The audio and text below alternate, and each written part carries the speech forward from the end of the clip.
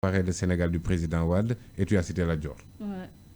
C'est-à-dire quelqu'un d'élu démocratiquement et un monarque. Ouais. Donc voilà, day am ay péripéties. Un temps c'était les Albouri et autres, d'autres temps c'était les présidents Wade, mais dafa mel ni on a régressé de plus de des siècles parce que dafa mel ni dellu si waat nañ ci royaume bu dee lii moom mooy état ku mu neex tu peux t'éterniser comment nu mu la neexee au pouvoir. Même parti unique yi jamono Léopold Sédar Senghor. Bon On avait un semblant de démocratie quand même. je pense que ni delluwaat nañ ci système parti unique parce que en vérité il y avait une dualité. Le système et l'antisystème. Et il avait déclenché, il avait montré sa volonté de réduire l'opposition à sa plus simple expression. Alors ce que j'ai vu hier forcé woon troisième mandat sax tane woon loolu moom lii mu nekkee nii forcé woon troisième mandat moo tane. Et bien voilà après le référendum en 2016 dafa am 4 aspects yoo xamante ne dañu ne kenn mënatu cee revenir au Sénégal. muy lan. Article 103 de la Constitution. lu muy wax yooyu yëpp violé nañ ko le caractère républicain de notre État. Je te dis qu'on n'est plus dans une république mais dans un royaume, dans une monarchie. ñu ne woon le mode d'élection du président kenn dootu ko mënati changer. gis nga circonstance bi ni mu demee ñu ne la limitation des mandats ñu ne woon kenn mënatu ko changer. Ça c'est un troisième mandat d'une autre manière. La durée du mandat du président de la République qui selon l'article 27 est de 5 ans. Alors on y va dans un mandat de 6 ans et demi. 6 ans et demi. Ah mais bien sûr. Comment ça 6 ans et demi nee na xam nga ñun instant yi moom dañ koy bàyyi rek dafa on a comme l'impression que le président Macky Sall dañ koy bàyyi suñu bopp rek muy diriger. nee na décembre lay fixé waat li nga xam ne moo nekk élection yi donc. Comme le 25 février la amoon. Mais son mandat officiellement termine le 2 avril. Le 2 avril. Donc entre février mars avril. Décembre janvier février lay joxe njàngay. Ah waaw. N'est-ce pas élection bi 25 février la woon. C'est vrai. Mais malgré tout ça il allait faire passation service le 2 avril. Finalement il fait l'élection le 15 décembre le 2 février lay joxe la ngay. Mais pas Ousmane. Pas Moussa man à chaque fois dama naan la pas Ousmane. Pas Moussa.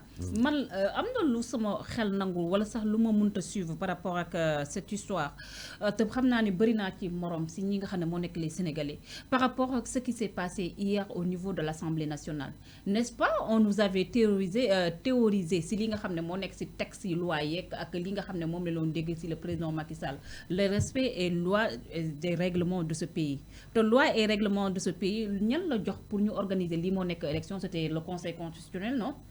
ñoom clôturer ne li nga xam ne moo nekk seen ay travaux. Donc qu'est-ce qui s'est passé entre-temps ba cette bouleversement de situation am ba les députés génne li nga xam ne moo nekk loi bi ba permettre président de la République Macky Sall prolonger li nga xam ne moo nekk mandat am mun nañ ko waxee noonu. xanaa li mooy li Napoléon doon wax l'état c'est moi. foofu rek lañ ko amul benn texte juridique bu mën a définir carrément ce qui s'est passé hier à l'Assemblée. Non, il y a aucune base légale de tout c'est-à-dire dañoo def li leen neex modifier loi bi pour mën a adapté wu ci loolu noonu. Et ce décret dont le président de la République Macky Sall et qui est passé hier à l'Assemblée nationale. Non, le décret n'est pas passé à l'Assemblée nationale. Un décret c'est du président de l'exécutif en tout cas. C'est un décret li doon passé à l'Assemblée nationale hier c'était la modification de la Constitution. Voilà, modification. Alors mais décret bi moom ba mu koy annoncé kenn gisul woon décret. démb la annoncé nga gis décret. démb ci guddi par Amadou Ba. waaye parce que contre-saint bi moo amoon problème. parce que Amadou Ba une ban logique lay nekk nañu moom bëggul report élection dafa war a am ba pare di signer un décret qui reporte. Déjà indi woon na polémique gis nañ carrément ay députés yoo xam ne yu féetoon opposition bi pour ne pas citer Ahmed Khalifa di loon xam ne carré Ahmed Aïdara autant pour moi di loon wax ne kii signé wul li nga xam ne moo nekk sa il avait raison. Il avait raison. Il avait raison. Donc qu'est-ce qui s'est passé entre-temps? Parce que dès là Amadou Ba daf doon posé wu question de logique de dire que ni moom il est contre le report et de signer un décret de report. C'était mënul woon logique. Donc dañ ko forcer. Mais impérativement il s'est passé quelque chose entre-temps. ban élément de pression moo war a tax moom mu wax waxeet parce que en contre-signant le décret. Amadou Ba fait du wax waxeet. dëgg la parce que il avait dit que ni moom àndul ci report. Alors donc tey bu ñëwee signer un décret de report c'est-à-dire que lui il entérine le report. Et finalement c'est du wax waxeet venant de Amadou Ba. Donc allez-y voir ce qui s'est passé de là. Nga xam ne parti démocratique sénégalais moom la jiiñ ne moo ger ay magistrats à l'Assemblée nationale. C'est pourquoi j'ai dit que ni en contre-signant ce décret. Au Conseil constitutionnel kon. waaw en contre-signant ce décret il a en même temps signé son arrêt de mort politique. Ah oui Amadou Ba ak contre-saint bii mu def day signé waale en même temps son arrêt de mort politique. Pourquoi? Parce que déjà je t'ai parlé de l'aspect paradoxal de ce qu'il a fait. Mais ñoom PDS dañ koo jiiñ corrupteur bi ñu ko jiiñee corrupteur mu mel ni ay ñoñam ñu ne na leer moom président Macky Sall il se base sur ça pour reporter les élections. Alors bu ñu delloo seen ñu ne corruption amul lan ngay jëkk a laaj donc on a reporté l'élection pour rien. Alors donc il faut chercher un bouc émissaire et que ce bouc émissaire là malheureusement sera sur Amadou Ba parce que bu ñu ko deful on aurait reporté l'élection pour rien du tout. Alors donc pour wane ne report bi moom amoon na cëslaay report bi amoon na des motifs valables. Il faut que ñu am benn bouc émissaire ku ñu yóbbu au charbon ku ñu nar a sacrifier et là ça ne peut être personne d'autre que Amadou Ba parce que ñoom ñuy wax loolu noonu Amadou Ba leen visé. Démission ñi ngi ñu koy rubandaat am na ñu naan sax bu méttuut il risque la prison moom non Amadou parce Ba. que nee naa la bu dem ba ci biir ne corruption amul loolu defet la ci ñoom kon foog ñu amal corruption bi. foog ñu amal ko et bu ñu ko amalee ci kaw kan lañ ko mën a amal Amadou Ba. Alors donc kon moom moo joxe apparemment l'arme de liquidation de Amadou Ba. Alors donc suñ la jiiñee corruption lu ñuy def atte la daan la buñ la attee daan la mënatoo doon candidat c'est ça. Ah ben impérativement. Amadou Ba et ces deux juges que risquent aussi les magistrats yi nga xam ne aussi jiiñ nañ leen ko est-ce que am nañ habilité vraiment pour écouter leen. Man non Assemblée nationale n'a pas de pouvoir coercitif. C'est-à-dire que amul kenn ku mu ne mën dama lay woo da nga may wuyu par force. Ah oui n'oublie pas la commission d'enquête parlementaire sur les 94 milliards Ousmane Sonko n'avait pas répondu. dëgg la lan lañ ko mënaloon dara moo tax ma ne ku bëgg mu leer moom doo dem assemblée justice ngay dem parce que foofu moom sañu laa woo nga bañ. Alors te it le principe est contradictoire l'audience est publique mais foo xamante ne l'audience n'est pas publique contradictoire bi mënu ko wala boog amul benn force pour le faire finalement. À quoi ça sert? Ça ne servait qu'à reporter ces élections-là. Le Conseil constitutionnel, est-ce que mën na ñëwaat casser décret bi invalider ko? Est-ce que loolu mën na ne? Qui est manifestement anticonstitutionnel. Manifestement anticonstitutionnel. Qui viole l'article 103 que je viens de te citer, muy les clauses intangibles sur le mandat, sa durée, sa limitation. Alors donc kon bu ñu continuer process boobu noonu mais impérativement loi li ñu voté démb dañ koy annulé waat parce que ci même disposition constitutionnelle bi dafa am ay articles yuy contredire moromam. Article 27 nee na la durée du mandat du président est de 5 ans.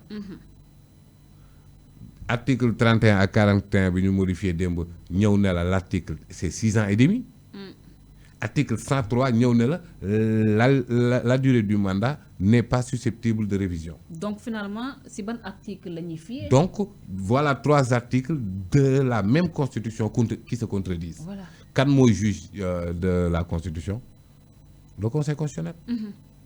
Conseil constitutionnel moom mooy juger de la constitutionnalité des lois des traités internationaux lépp loo xamante ne dëppoowul ak constitution moom moo koy àtte mais si la constitution elle-même se contredit mais c'est le Conseil constitutionnel qui va en apprécier mais aussi ni ma la waxee ne commission d'enquête bi ak corruption bi ni yëpp ca kaw Amadou Ba la jëmi mais l'Assemblée nationale qui après avoir entériné putsch oui.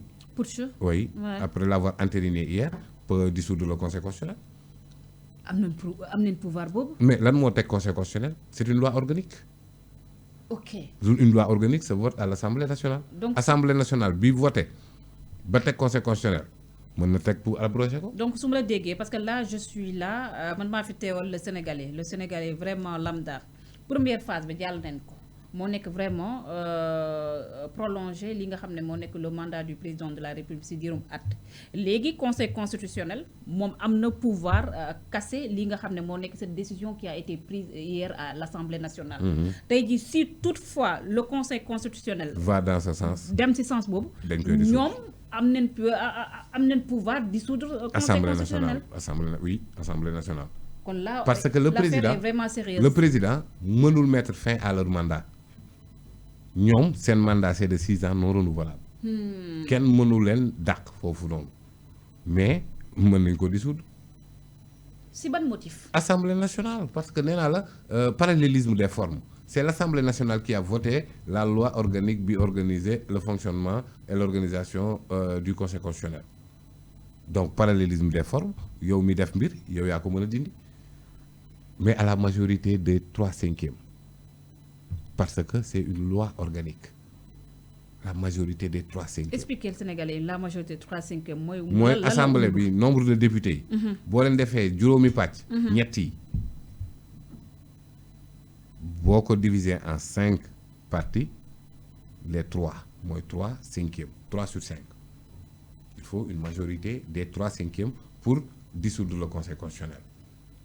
waaye et cette majorité voilà yombul mais tu sais que ni si le Benno accompagné par ses nouvelles alliés muy le Wallu cette nouvelle intercoalition là. Benno Wallu léegi on parle d'intercoalition Wallu Benno. oui contre l'avis du peuple contre la démocratie contre l'état de droit contre la justice Benno ak Wallu se coalisent contre tout ça.